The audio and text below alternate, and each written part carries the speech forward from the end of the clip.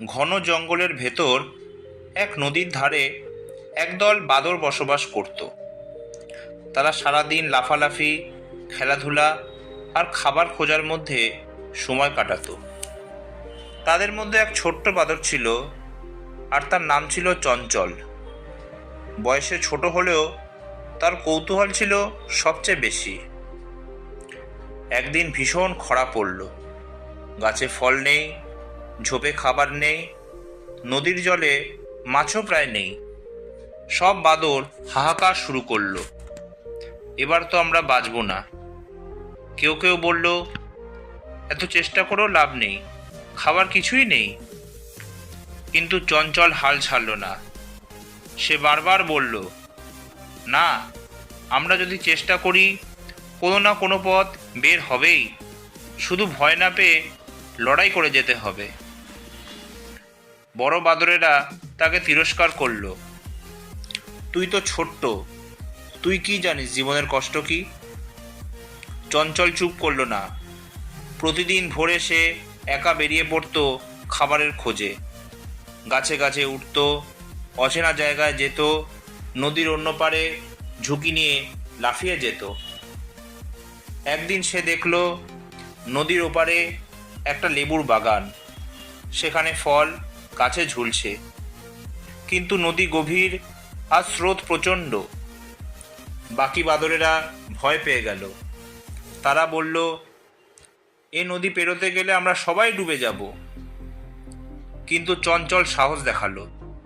সে কাঠি, লতা আর শুকনো ডাল জোগাড় করে একটা ভেলা বানালো।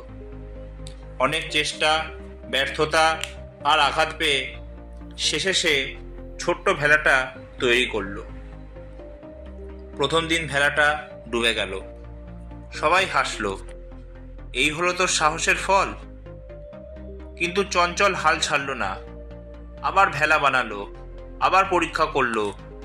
তৃতীয় দিনে ভেলাটা জলে ভেসে রইল।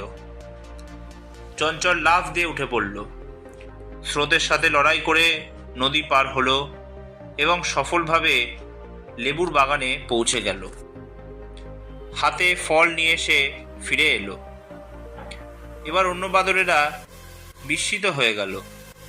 তারা বুঝল, ভয় পেলে জীবন থেমে যায়, আর সাহস রাখলে পথ বের হয়। চঞ্চল বলল, দেখো, সমস্যার সামনে দাঁড়িয়ে হাল ছেড়ে দিলে মৃত্যু নিশ্চিত, কিন্তু একবার চেষ্টা শুরু করলে, ভুল থেকে শিখলে জয় আসবেই।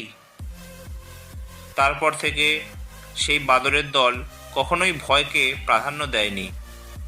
তারা শিখল, 1, হাল ছেড়ো না, 2, ভয় নয়, সাহসী আসল শক্তি, আর 3, প্রতিটি ব্যর্থতা হলো সাফল্যের প্রথম ধাপ। এই গল্প থেকে আমরা এই শিক্ষাই পাই, যে কোনো বিপদেই ভয়কে জিততে দিও না। সাহসী হলে আর চেষ্টা চালিয়ে গেলে অসম্ভবও সম্ভব হয়ে ওঠে। আজকের ভিডিওটি এই পর্যন্তই। গল্পটি ভালো লাগলে প্লিজ ভিডিওটি লাইক, শেয়ার আর চ্যানেলটি সাবস্ক্রাইব করতে ভুলবেন না।